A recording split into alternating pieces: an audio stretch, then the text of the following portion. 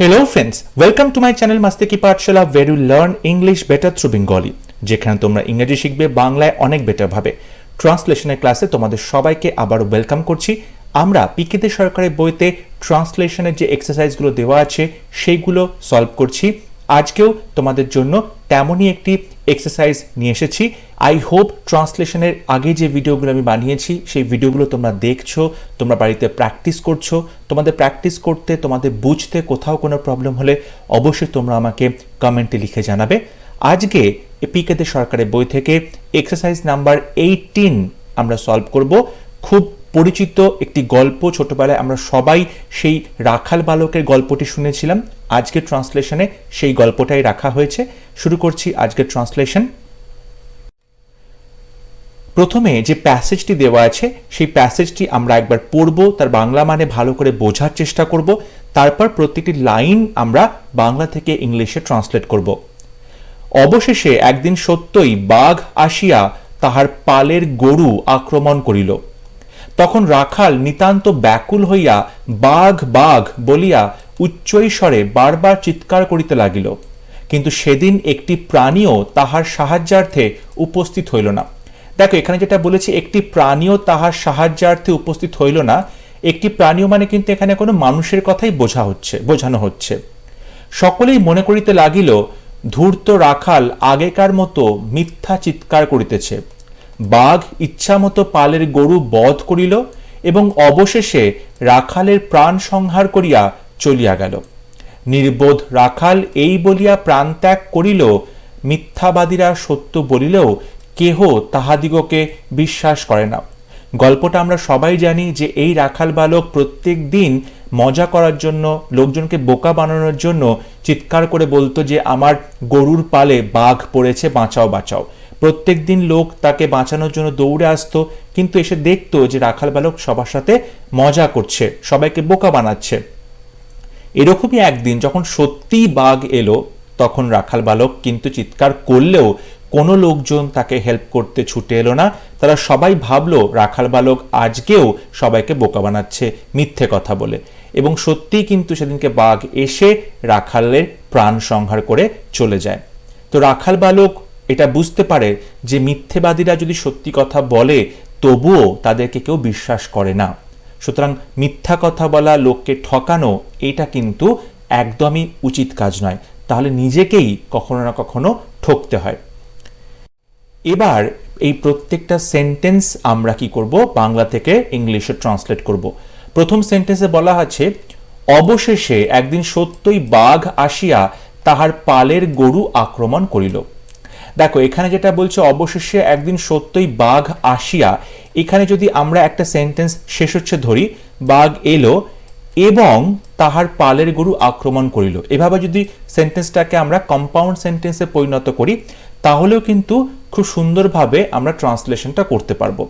এখানে যেটা বলা হলো অবশেষে, অবশেষ মানে ফাইনালি, একদিন সত্যই বাঘ আসিল, মানে এখানে যে তোমার কাজটা কে করছে, বাঘ, তাই তো, বাঘ এলো, তাহলে বাঘ হচ্ছে তোমার সাবজেক্ট এবং আসলো এটা হচ্ছে তোমার যে বাঘ কাজটা করলো ভার্ব সেন্টেন্সে।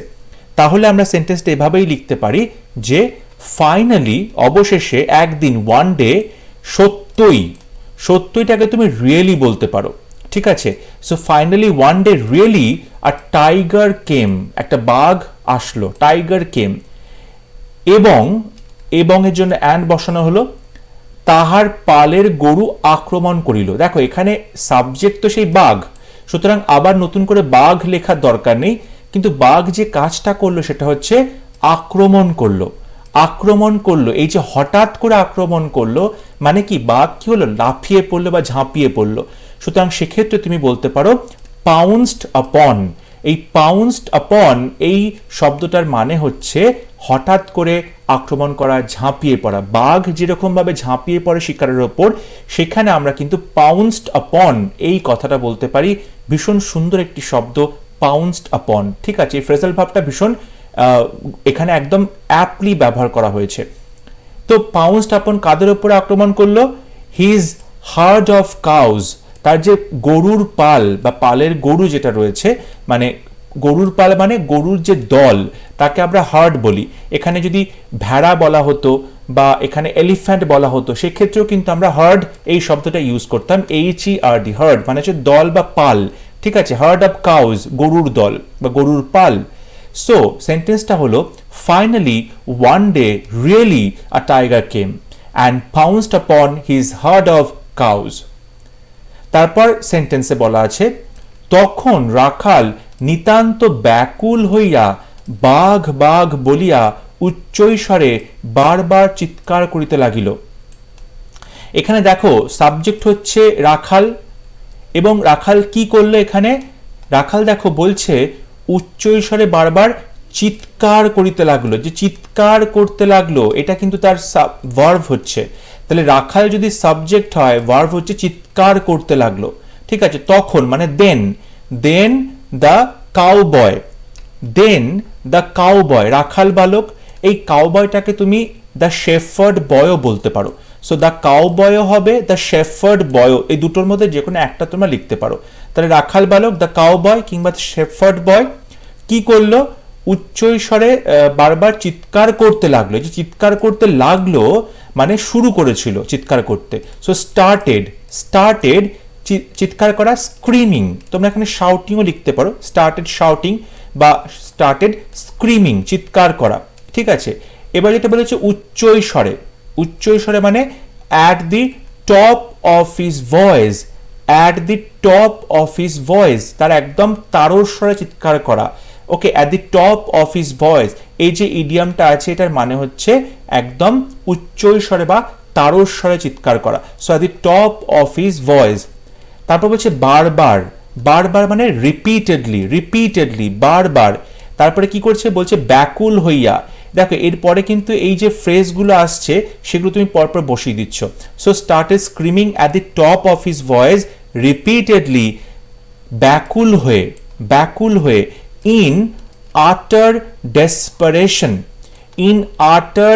ডেসপারেশন, ডেসপারেশন মানে ব্যাকুল হওয়া বা মরিয়া হয়ে, ঠিক আছে। আটার ডেসপারেশন চিৎকার করে কি বললো, বাঘ বাঘ, তার মানে টাইগার।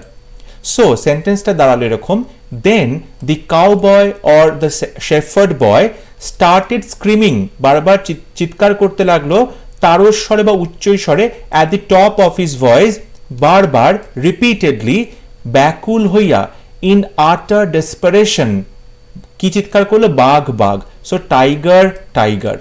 এরপর বলা হলো কিন্তু সেদিন একটি প্রাণীও তাহার সাহায্যার্থে উপস্থিত হইল না।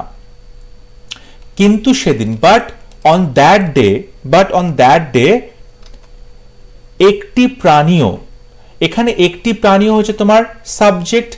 এখন দেখো একটি প্রাণীও মানে আগে যেটা বললাম আমরা কিন্তু মানুষকেই বোঝাচ্ছি। So not a single person, একটি প্রাণীও। এখানে দেখো প্রথমে যেটা রয়েছে না, লাস্টে রয়েছে না মানে আসলো না, মানে একটি প্রাণীও আসলো না। এই নাটাকে যদি আমরা একটি প্রাণীর সাথে যোগ করে দিই তাহলে নট আ সিঙ্গল পার্সন, একটি প্রাণীও নয়। আবার এটাকে সহজে নোবডিও বলতে পারো, নোবডি এটাও বলতে পারো।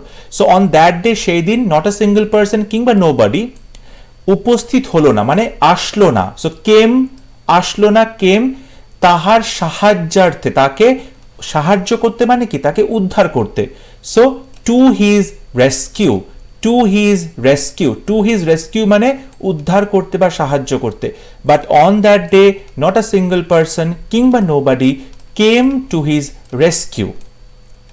সকলেই মনে করিতে লাগিল মানে সকলেই এটা ভাবলো, মানে এখানে সকলেই তোমার সাবজেক্ট আর ভাবাটা হচ্ছে কাজ। সকলেই ভাবলো ধূর্ত রাখাল আগেকার মতো মিথ্যা চিৎকার করিতেছে। তারা সবাই ভাবলো যে ধূর্ত রাখাল, ঠিক আছে, আগেকার মতো মিথ্যা চিৎকার করিতেছে। ধূর্ত মানে এখানে বদমাশ রাখাল বলতে পারো, ঠিক আছে। সো সকলেই, এভরিওয়ান, মনে করিতে লাগিল মানে ভেবেছিল, এভরিওয়ান থট, প্রত্যেকেই ভেবেছিল, এভরিওয়ান থট দ্যাট যে ধূর্ত রাখাল মানে দ্য উইকেড বয়, উইকেড মানে এখানে বদমাশ বা শয়তান ছেলে এরকম ভাবে বলতে পারো। দ্য উইকেড বয় কি করছে, চিৎকার করছে। দেখো এখানে চিৎকার করা মানে কি, মিথ্যা চিৎকার করা। এই যে মিথ্যা চিৎকার করা এটার মানে হচ্ছে was raising false alarm, মিথ্যা চিৎকার করা, false alarm, আগেকার মতো, like before, everyone thought that the wicked boy was raising false alarm, মিথ্যা চিৎকার করা, like before, আগেকার মতো।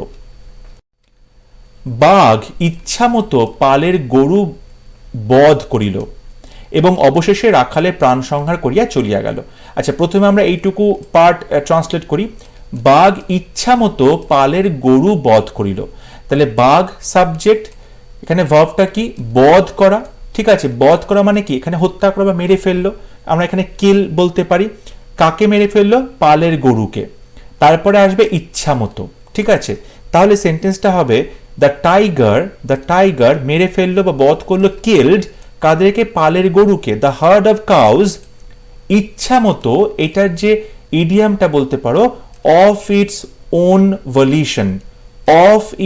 ওন ভলিউশন, এটার মানে হলো নিজের ইচ্ছা মতো, অন ইটস ওন ভলিউশন, এটা তোমরা ব্যবহার করতে পারো। So the tiger kill the herd of cows of its own volition, এবং এর জায়গায় তুমি এখানে অ্যান্ড বলতে পারো। অবশেষে মানে অ্যাট লাস্ট, অবশেষে রাখালের প্রাণ সংহার করিয়া চলিয়া গেল। এখানে সাবজেক্ট কিন্তু নেই। সাবজেক্ট কি, বাঘ, এইটা কিন্তু সাবজেক্ট, মানে বাঘ রাখালের প্রাণ সংহার করিয়া চলিয়া গেল, তার মানে বাঘ কি করলো, চলে গেল। ঠিক আছে, তাহলে ইট, বাঘের বদলে তোমরা ইট বলতে পারো, কারণ আগে একবার বাঘ বসানো রয়েছে, তাই জন্য আমরা এখানে ইট বলতে পারি। সো অ্যাট লাস্ট ইট চলে গেল, মানে ওয়েন্ট অ্যাওয়ে, চলে গেল, ওয়েন্ট অ্যাওয়ে, কি করে, প্রাণ সংহার করার পরে চলে গেল। সো আফটার এই যে স্নাফিং আউট, মানে প্রাণ সংহার, স্নাফিং আউট কথাটার মানে হচ্ছে হঠাৎ করেই কোনো কিছুকে শেষ করে দেওয়া, হঠাৎ করেই কোনো কিছুকে মানে খতম করে দেওয়া। সো স্নাফিং আউট মানে হচ্ছে পুট অ্যান এন্ড অ্যাব্রাপ্টলি, হঠাৎ করে কোনো কিছুকে শেষ করে দেওয়া। So স্নাফিং out the cow boy, হঠাৎ করেই রাখাল ছেলের প্রাণ সংহার করে চলে গেল মুহূর্তের মধ্যে। সো পুরো সেন্টেন্সটা দাঁড়ালো, the tiger killed the herd of cows of its own volition and at last it went away after snuffing out the cowboy। এবং একদম শেষে বলা হচ্ছে, নির্বোধ রাখাল এই বলিয়া প্রাণত্যাগ করিল, মিথ্যাবাদীরা সত্য বলিলেও কেহ তাহাদিগকে বিশ্বাস করে না। প্রথমে এই পার্টটুকু আমরা করি, তারপর কোটেশনের পার্টটুকু ট্রান্সলেট করব। নির্বোধ রাখাল, নির্বোধ মানে বোকা, মানে দ্য ফুলিশ কাউবয়, এই বলিয়া প্রাণ ত্যাগ করিল, তাহলে এখানে সাবজেক্ট হচ্ছে নির্বোধ রাখাল, আর কি ভার্ব হলো প্রাণ ত্যাগ করিল, মানে মারা গেল, মানে তার নিঃশ্বাস ত্যাগ করলো, শেষ নিঃশ্বাস ফেললো, তাই তো, প্রাণ ত্যাগ করিল মানে। তো আমরা এইভাবেই সেন্টেন্সটা বলতে পারি, দ্য ফুলিশ কাউবয়, নির্বোধ রাখাল বা বোকা রাখাল, প্রাণ ত্যাগ করিল, ব্রেথ হিজ লাস্ট মানে প্রাণ ত্যাগ করা বা শেষ নিঃশ্বাস ত্যাগ করা। তারপর বলছে এই বলিয়া, by saying, so the foolish cowboy breathed his last by saying, তারপরে তুমি এখানে কমা কোটেশন দিয়ে এই উক্তিটা বলতে পারো যে মিথ্যাবাদীরা সত্য বলিলেও কেহ তাহাকে বিশ্বাস করে না। এখানে তোমার কাজটা করছে কেহ, মানে কেউ নয় বিশ্বাস করে। সো নো ওয়ান, কেউ নয় বিশ্বাস করে, নো ওয়ান বিশ্বাস করে, বিলিভস, নো ওয়ান বিলিভস মানে কেউ বিশ্বাস করে না। কাদেরকে বিশ্বাস করে না? মিথ্যাবাদীদেরকে।